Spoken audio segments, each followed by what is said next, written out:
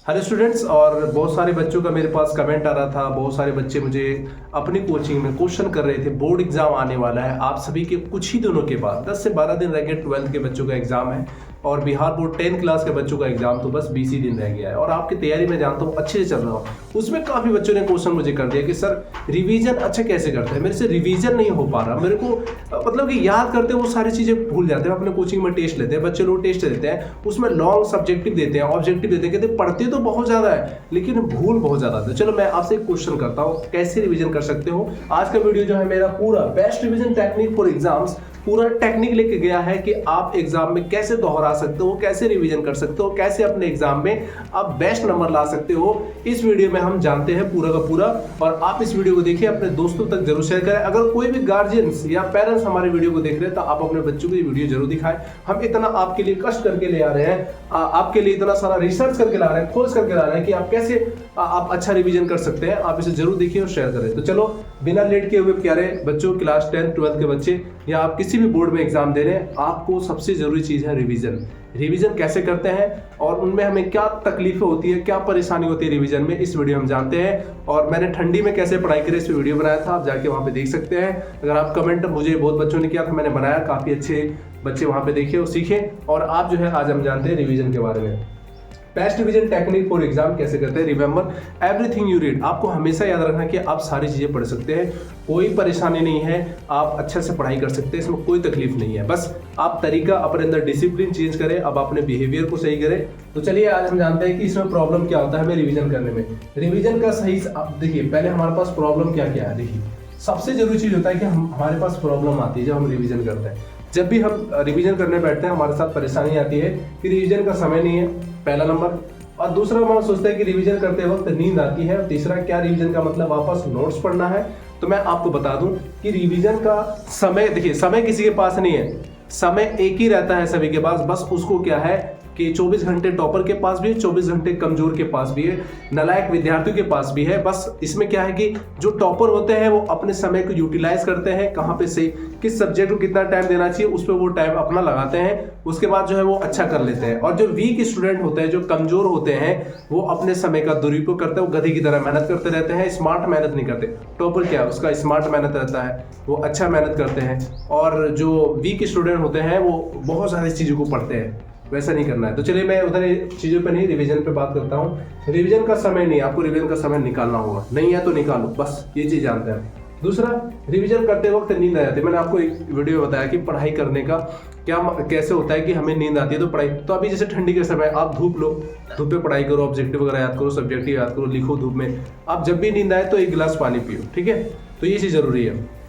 और उसके बाद तीसरा क्या है कि क्या रिवीजन का मतलब वापस नोट्स पढ़ना है। तो बिल्कुल आपके जो कोचिंग में नोट्स मिले हैं या आपने खुद से अपने हैंड रिटन नोट्स बनाया तो उसको आपको पढ़ना पड़ेगा। तो ये सब प्रॉब्लम आती है, इसको आपको दूर करना पड़ेगा और आपको ये पढ़ना पड़ेगा। मान लो इसके मैं एक साधारण सा आपको एक एग्जांपल लेता हूँ कि अगर आपसे मैं पूछूं, क्वेश्चन करूँ अभी कि आपने 5 मिनट पहले कौन सी लॉन्ग वीडियो देखी, आपने यूट्यूब पर कौन सी शॉर्ट्स वीडियो देखी, बताओ।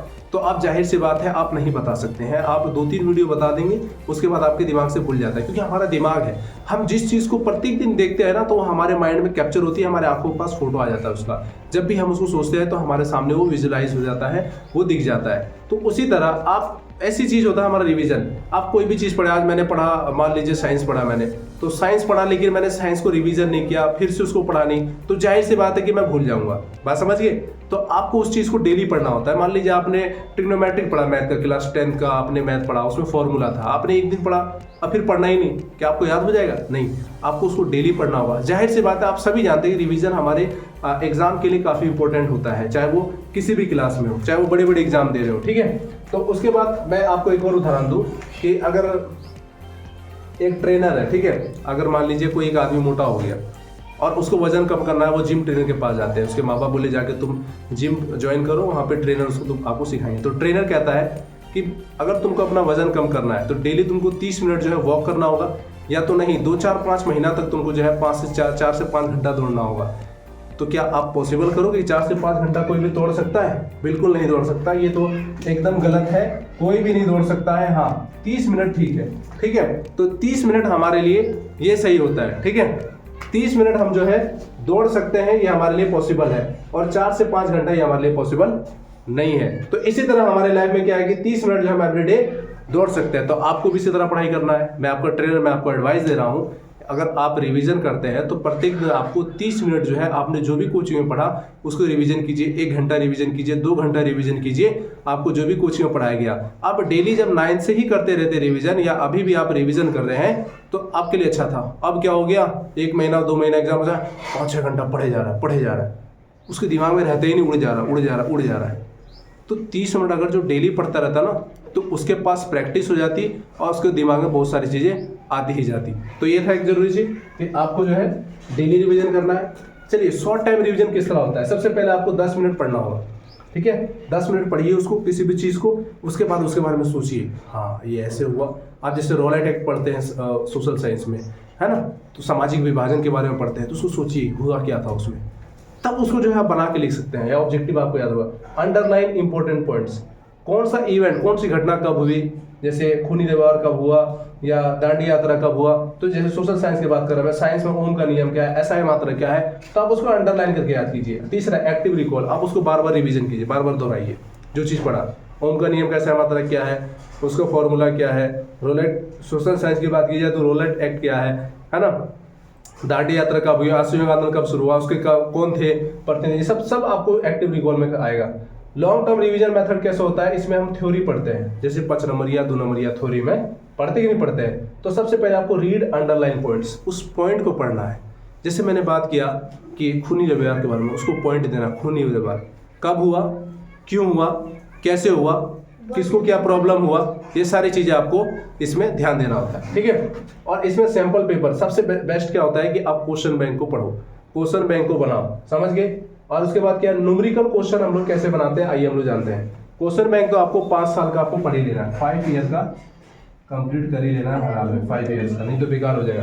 न्यूमेरिकल क्वेश्चन कैसे बनता है, क्वेश्चन प्रैक्टिस करो, सबसे ज्यादा प्रैक्टिस करो, आप उसको हाथों से बना करो, वीक टॉपिक को पढ़ो और आपको सारी चीजें समझ आ जाएगी। तो आपको मैं समझा दिया हूँ कि कैसे आपको क्या क्या प्रॉब्लम होता है रिवीजन में। और मैं अगर समराइज कर दूँ इस पूरे वीडियो को, तो मकसद यही है कि आप पर डे जो भी चीज़ पढ़ाया जाता है उसको आप पढ़िए, उसको आप देखिए, उसको आप स्कैन कीजिए और आपके दिमाग में सारी चीज़ें आती ही रहेगी। नहीं पढ़िएगा तो किसका क्या होगा, बताइए किसका क्या होगा। आपके माँ बाप और टीचर निराश हो जाएंगे आपके कम मार्क्स से, और आपका पड़ोसी से खुश नहीं होने वाला, आपका माँ बाप आपसे खुश होना चाहता है, आपके टीचर दूसरे बच्चों से खुश नहीं होना चाहते, आपसे खुश होना चाहते हैं। जब आप अच्छा नंबर क्यों नहीं लाते हैं, आप भी अच्छा ला सकते हो, अभी भी वक्त है, आप अपने तरफ लेके आ सकते हो। आपका पूरा गेम आपकी तरफ आ जाएगा, दूसरे की तरफ नहीं जाएगा। आप मेहनत कीजिए, लेगे रहिए, रिवीजन करते रहिए, PYQS वो क्वेश्चन बैंक सॉल्व करते रहिए। आप पक्का जो है आप कामयाब हो जाएंगे, पक्का आप अच्छे मार्क्स आएंगे, पक्का आप जो है बिहार बोर्ड में आपका अच्छा मार्क्स आ जाएगा। तो उम्मीद करता हूँ आपको वीडियो समझ आया तो जरूर शेयर करें। Thank you for watching.